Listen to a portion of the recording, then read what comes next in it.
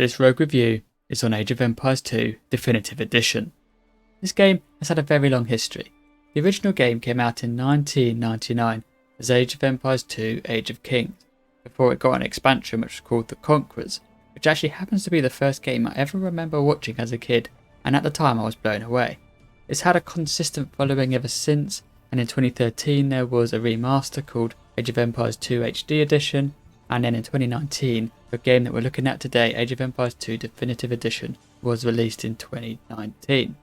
Now this was a remaster of the original games and also a remaster of the HD Edition, but it also adds some expansion packs to it, which includes some new features, some new civilizations, and they've improved on the playability of the game.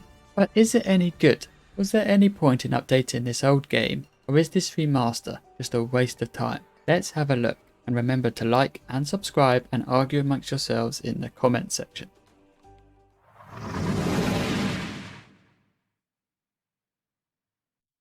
If you are regulars to our Rogue Brothers channel, then you probably know that we are pretty big fans of strategy games.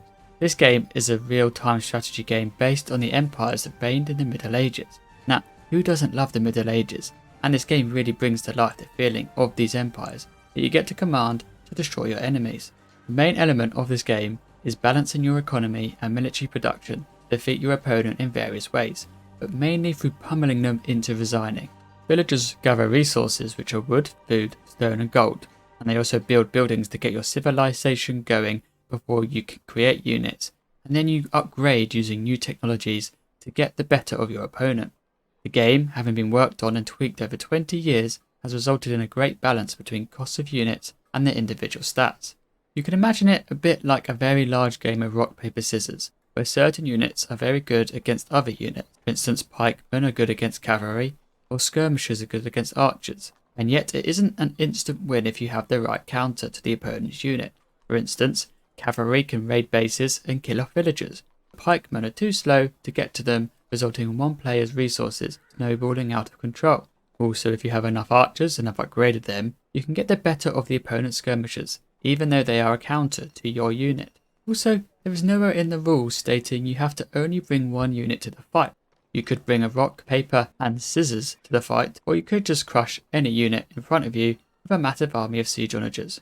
You decide. You will proceed through ages where you will have access to new technologies and units which can improve your chances of winning, although having better technology doesn't necessarily mean you can beat an opponent. They could have a large enough military to wipe you out, even with your superior units. The gameplay of this game is brilliantly well balanced between economy and military, and so I give this game the full 10 out of 10. To you, this probably sounds very reminiscent of most real-time strategies that you have heard of or played, but in my opinion, this game sets the standard for all these games to try to live up to. There's a whole host of parts of this game that just makes you enjoy this game so much. There are so many campaigns to play and sink your time into, and it gives you a great opportunity to try out new units or civilizations. You can even play some of these campaigns with a friend, with the co-op campaign option, and all the campaigns are based off historical events, so it is even educational, kind of. Newer players can build up their abilities, where at first they struggle to even get out of the first age, to where they get to a point where they can finally manage to build the ultimate Imperial Age army, the coolest units you've ever seen. Now that is a good feeling, and the AI is decent enough that when you are getting better and competing against harder and harder AI, you have a sense of satisfaction taking on the next one on the list. If you like trying out new strategies, then there are loads of different game types like Conquest, Deathmatch, Defend the Wonder, Catch the Relic to name a few, and there are loads of maps which change the way you have to approach the game. The fact that every civilization is similar but has subtle differences, including different unique units, means you get to fall in love or dislike certain ones, and you have to learn to play differently with each of them. This keeps things fresh when swarming enemies with Jaguar warriors, or even blasting away the enemy with organ guns, or even using a massive army of villagers to destroy the enemy's base, which are all genuine ways to beat your opponent. If you like competition, there's a competitive ladder to climb up, and you get to have a rating which you can improve by winning.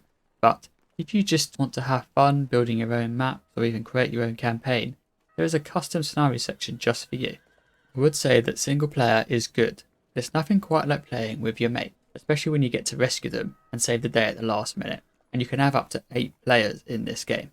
But one issue with this game is it is pretty intense and fast paced, and so if you prefer a slower paced game or need to pause and think through your strategies when you play games like this, then this probably won't be the one for you, as you will be forced to keep up with your opponent's speed or you will get left behind. Therefore, for fun factor, I give this game 8 out of 10. There is so much to like, only if you're really into real-time strategies. Age of Empires 2 has seen much progression from the original game, you'll probably be glad to hear. It has had updated graphics, including new demolition to buildings and dying unit visuals, but it still looks fairly old school and still respects and honours the original game, which in today's world where remakes of classic things are done poorly, this is a very nice touch. Trees can be too big and stop visibility, but then there are mods to help with that, and the taller trees do look more realistic. One thing you may notice when first playing is that hitting buildings with any weapon makes them set on fire.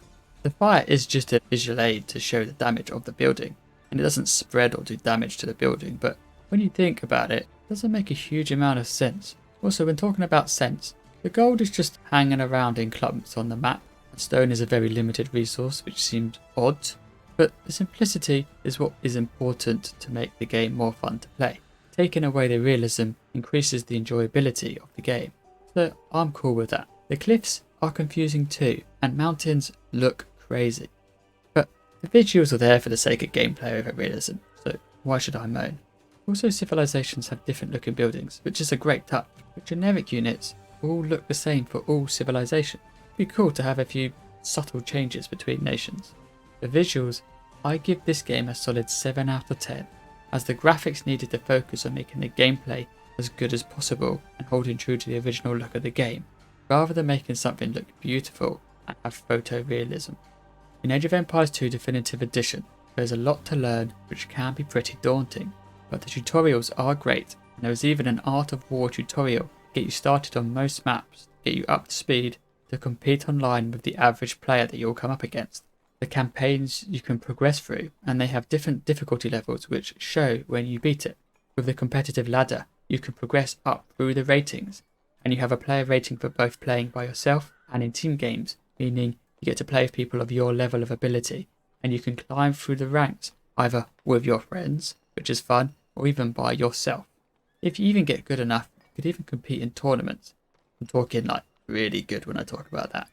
And the best players all have YouTube channels if you want to watch them and improve and see how to be way too good at this game. For progression, I would give this 7 out of 10. You can see yourself improve and climb up the ladder.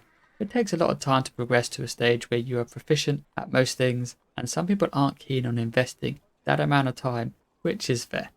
This game currently has 42 civilizations with 57 unique units, along with generic units that most civilizations have.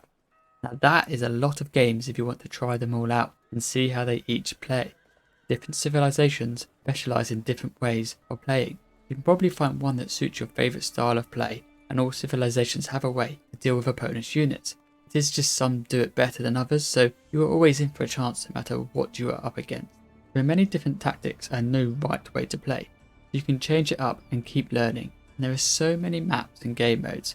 If you've had enough of one mode, you can try something new. Although there is a set map pool for the competitive ladder that is there for a while before it's changed, so if you get bored or dislike the set maps, it can stop you wanting to compete. But then for those moments, there's an open lobby with all sorts of games for you to play, including some crazy modded maps like Forest Nothing, where there is only trees on the map, or my personal favourite, 256 times mod, where all upgrades can be done 256 times, and I'm telling you, that gets crazy. For replayability, I give Age of Empires 9 out of 10. There's 42 different playable civilizations. It's nuts, and having players play for over 20 years and still come back to the game, it speaks for itself. Yes, I do know this is Age of Empires 2 Definitive Edition, and not Age of Empires 1 or even Age of Empires 2 Age of Kings. So it isn't a completely new concept, and there's been real-time strategies around for ages. But this game has a very unique feel, and it's added so many new mechanics to just get the real-time strategy genre to a great place. The time period is great, and the whole look and simplicity of the game draws you in and doesn't let you go. For originality, I think it is fair to give this game 9 out of 10. It is old and yet still gold. I have not played an RTS for a long time that has hooked me like this game does. And so if you know of any great modern RTSs, or if any good ones are coming out, then let me know about it.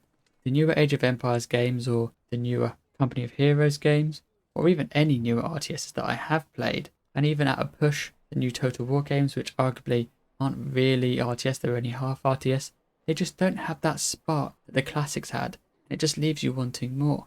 But am I wrong, or do you agree with me? If I was being really picky, I would say possibly every civilization could have slightly different looking units. For example, the knights for the Saracens currently look identical to the French knights, which seems odd from a historical point of view, but they could implement subtle changes between civilizations, such as knights have different looking helmets, but you can see why they haven't added that as a thing. It would involve lots of work to have 42 civilizations with subtle changes, and also when you see a unit you have to identify what it is very quickly. That's very important. But it would be cool to have these little subtle differences just so they can look a little bit different, just like the buildings look different. Also, the expert AI, which is the hardest one to fight against at the moment, are very easy to beat, so maybe we could have a harder AI. They are very hard to fight against once they have got big and strong, but if you play against them like you'd play against a human, where you attack them early and do damage, they are very, very easy to beat. There are tweaks being made to the game as we speak, as this game is still getting regular updates. So if you do have a great idea for the game and you see a need for something to be fixed, well, they would love to hear from you. Overall, for me, I cannot recommend this game enough. Whenever I introduce this game to someone, I expect them to dislike it because it's quite an old game, and when you love something, you can tend to not see the bad thing. But I've received nothing but love for this game. Newer players enjoy the concept of advancing through ages and finding new technologies for the first time, and experienced players like trolling by building rarely used units or walling their enemies into the corner of the map and starving them of resources. It's fun for all to be had. Rogue rating we are giving this game is 91 out of 100. I think it is as near to the perfect RTS game I have ever played and still play. Playing a game for 20 years and still playing it must mean something. If I were to buy this game at full price, I would willingly spend about £25, and for me that is a lot. That is normally as much as I want to spend on games, and anything more I feel like is a bit steep. Normally I'm happy to wait for a sale of some kind before getting into a game. Now, Age of Empires 2 DE also has expansions too, which ups the cost of this game, and as it's a remaster, I don't think you could sell it for much more than my aim price of £25. But I am very happy to say that the game developers have not put it up for more than that. They currently have the game on full price at £15, which I think is an absolute bargain. But as always, do you agree with me, or do you feel like I'm a biased muppet who has got no clue what he's talking about? Let us know in the comments. All the best, guys, and thanks for watching.